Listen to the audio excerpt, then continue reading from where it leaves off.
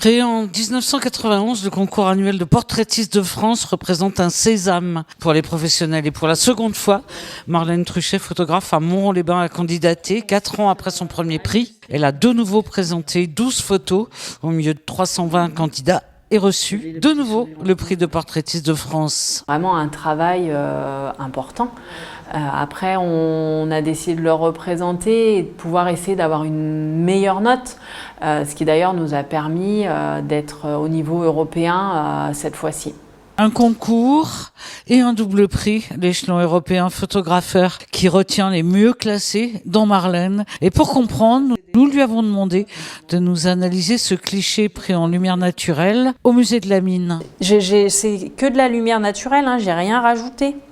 Donc, du coup, il y a un éclairage sur ses cheveux derrière.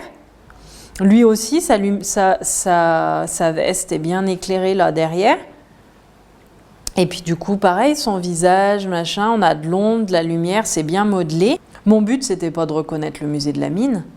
Mon but, c'était d'avoir une belle lumière et l'émotion, elle peut être là. Ces mariés, ils vont voir cette photo, ils vont se projeter. Naissance, enfance, famille, groupe, couple, photos de mariage, les catégories imposées ont permis à Marlène d'aussi démontrer son savoir-faire aux professionnels.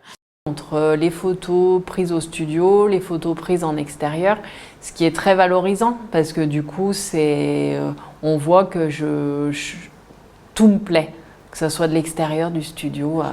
Portraitiste de France, portraitiste européenne aussi. Mais cela n'intimide pas Michel qui passe de nouveau devant son objectif. La précision quand même, parce que en fin de séance, je pense que j'étais décontractée. C'est surtout au début qu'on est crispé. Sur tous les thèmes, Marlène et Nicolas ont apporté de la perfection, cadrage, composition, tirage, lumière. Ils ont aussi pris goût à la compétition nationale, européenne. Il y aura d'autres concours, ça c'est sûr.